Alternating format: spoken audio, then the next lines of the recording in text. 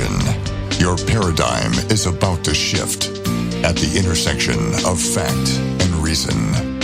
You're entering Kingston Country. I'm Dan Kingston, and you're listening to the Dan Kingston Podcast. 113,000 patients have tested positive for coronavirus in the United States as President Trump considers quarantining New York, New Jersey, and Connecticut, the hardest hit areas. Today, the U.S. Department of Health and Human Services came down hard on states like Washington and Alabama that have directed healthcare workers when they should consider denying care. That's right.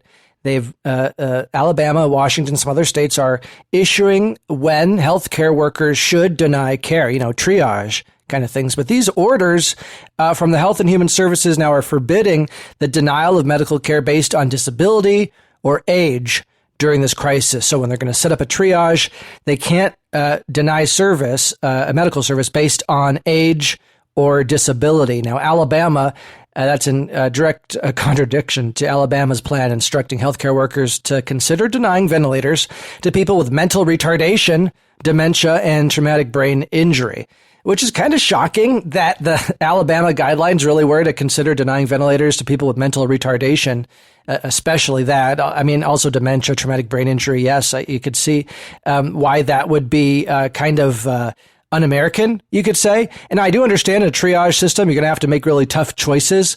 But do you really want that coming down from the top of the state? Or doctors on the ground being able to see, well, hey, Joe Bob looks more likely to survive. Let's help out Joe Bob. Or is it all just based on, Joe Bob's kind of, a little bit retarded. Maybe we should skip it and give it to the guy who has a less likely chance of living, but, he's not retarded. I don't know. I think Alabama has a problematic guideline denying ventilators to people with mental retardation. Also, Washington State issued guidelines recommending that patients with loss of physical ability or loss of cognition should also be considered to be left to die in outpatient or palliative care, basically just treating the symptoms, not helping cure the disease. And so, again, today, the U.S. Department of Health and Human Services came down hard against Alabama and Washington and other states that are trying to, put forward guidelines that may be based on denying medical care to people based on age or disability. And I'm curious, what do you think about that? I mean, right now, the number of infected are going up every day, 113,000 patients now, as I mentioned, have tested positive in the United States. And so we have not hit the apex. At least most officials do not believe we've hit the apex. They believe cases are going to continue to rise. And so states, I guess you could make the argument they're being proactive, making guidelines for these triage scenarios that nobody wants to happen, but they could happen. It could happen. And so what do you think? Should you deny ventilators to people that are retarded or deny ventilators to folks that have some cognitive issues like Washington's guided? Or is the U.S. Department of Health and Human Services making the right choice saying you cannot forbid service based on disability or age during this crisis? Interestingly enough, they didn't say that you can't deny the care for age and disability in any crisis or in any kind of emergency. But in this specific crisis, they're saying you cannot deny it for those reasons. And it's a tough one when you have a triage situation. I do think you want to give the authority to the healthcare workers on the ground. Am I wrong in that assumption? Or do you want a top-down approach mandating to healthcare workers who should live and who should die so they don't have to make those tough decisions? I mean, I guess they signed up for healthcare. And the doctors know about triage. They know that this could happen. They know this likely to happen, actually, at some point in their career. If you're a doctor, you're going to have some grisly situations. Now, they're prepared for this, and they're prepared to figure out and make assessments on who's more likely to pull through. So shouldn't we be giving that trust ultimately to the people on the ground? I believe so. But then it is important to have some guidelines when you're having Alabama and Washington making some some recommendations that I don't think most Americans necessarily would jump on board, saluting. So that's when the State Department has to come in, or the Health and Human Services Department has to come in and say, wait a minute, normally we do, have you make your own decision, but this, no. You can't do this kind of guidelines. You can't do this kind of guidelines. So ultimately, I think it's a good decision by the Department of Health and Human Services. I believe that normally you should have more local control, but this is a weird situation where the states were kind of mandating something that I don't think was so kosher.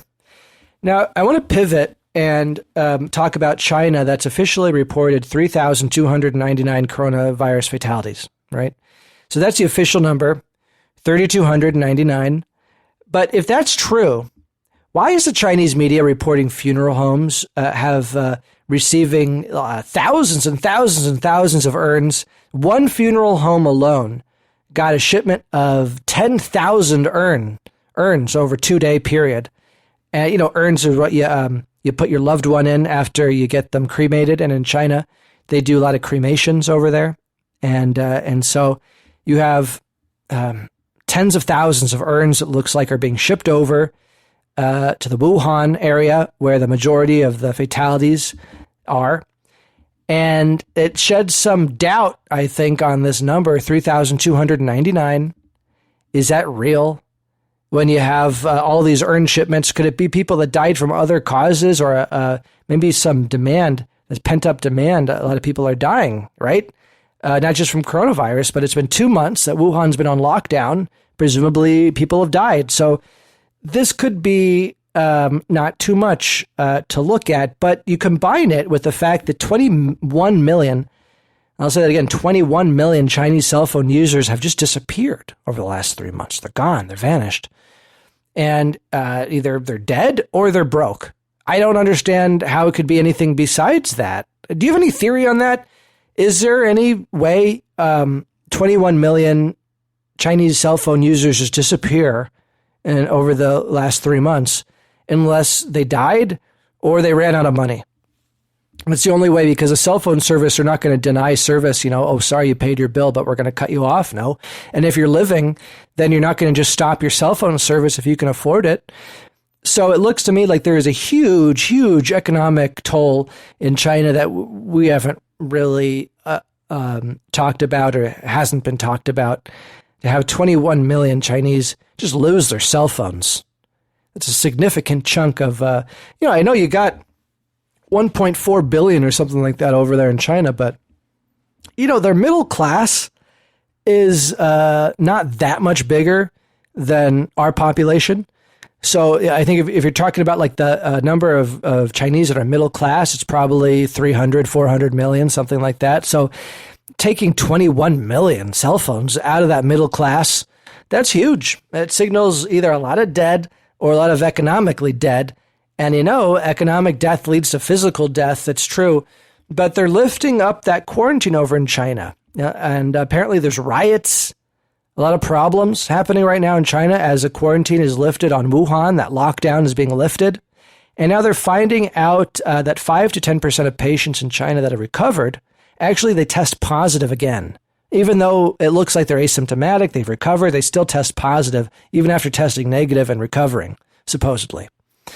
So what does that show? It shows you have some asymptomatic people that could possibly still be spreading the disease in China. And because of that, even though the lockdown has been officially lifted, you have neighboring cities to Wuhan are saying, wait a minute, we're not so ready to let you come into our city. And so you have blockades of cities blocking people from Wuhan, and you have riots. Huge riots, and you do not see riots in mainland China very often. I'm not a Chinese expert, but I've been looking more and more as I've been covering coronavirus really from the beginning, at least since January, and I guess not from the very beginning because it's possibly has been spreading all the way back there in November. But I was covering it before many, and I was taking it seriously before many when others were saying the seasonal flu is more deadly. I was saying, look at the coronavirus because it looks like it may have escaped from the only level 4 biolab in all of China that just happens to exist in Wuhan, and that's the epicenter of the disease outbreak. And I'm not the only one that early on, Chinese doctors and scientists were pointing out all the biolabs right around the epicenter of that supposed seafood market that was the outbreak. I did a whole podcast on origin of coronavirus. Please check it out if you're curious about that. Now, it's not very deadly. I mean, you look at the mortality rate in Germany, I think it's only like 0.4%, which puts it not much higher than the seasonal flu. And you look at a country like Italy, it's like 10% mortality rate. So they've really messed up with their socialized medicine over there. They've just letting people die, probably just sending old people to palliative care and outpatient care like Washington's doing, which also has a very high mortality rate. Washington State does. So it's interesting when you got the socialized medicine or a very far left state, they tend to have a higher mortality rate. And I think that's a point for private medicine. And I think that's a real negative for socialized medicine. Wouldn't you agree with that? Now, there's also reportedly a large number of false negatives coming out of China. So a lot of people, they test negative. It says they're negative, and then they're actually positive. And Italy, Spain, people are reporting that the tests that they're getting from China are flawed, saying either false negatives or false positives. And it's really coming out of China in a big way. Chinese doctors warning that they really don't know if they've stamped this out. And there's a lot of concern about a second wave that could hit China. China's banned people from coming into the country, their country, right? Because now from their propaganda and their imaging that this is a foreign virus, it didn't originate in China, they're actually saying that we gave it to them, the U.S. Army gave it to, infected them with coronavirus. Now, Chinese propaganda, right? I don't know even what to say about that, except some people really are being fooled for it, and falling for the Chinese propaganda that says America is the boogeyman, America's bad, and China's so great. China is so great. Look at how China puts their people first. Look at how China puts the group ahead of the individual. And they're all willing to sacrifice and come together. Why can't we just be more like China? If only we could be more like China, we could have the lockdown in place. And you see this messaging happening in the mainstream media and trickling down into your friends and your loved ones and your neighbors, saying that China is the answer. And if we could only be more globalist like China is. Meanwhile, China is blaming us for coronavirus. China's getting ready, their people, to go to war, or at least go into hostilities against American people. You don't see that on our side. You do see a reaction, our officials saying the truth, that this did originate in China, and saying, whoa, look at these concentration camps. Look at how they treat people in Hong Kong. Look at how they treat civil liberties. Look at how they treated their own people. Is that what we want to become? And China's response is, America is evil. America gave us the virus. America is racist for shutting the borders. So there's a real problem. I want you to be on the lookout for anybody telling you how we should be more like China, how the Chinese culture puts the group ahead of the individual. Well, I'll tell you one thing. I happen to be a supporter of individual liberty. I'm a supporter of individual rights.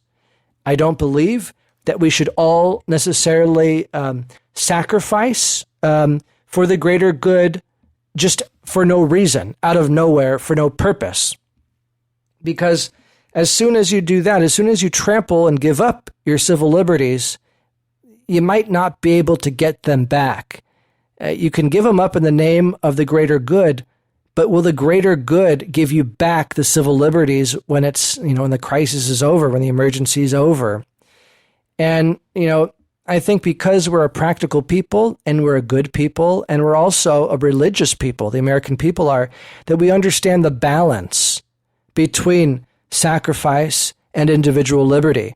We do. It's ingrained in us. It's the balance between having faith and hope and also adhering to the laws of man. We are We're very lucky to have a political culture like ours, and we'll be very lucky if we can keep it. Kingston Country. You've been listening to the Dan Kingston Podcast.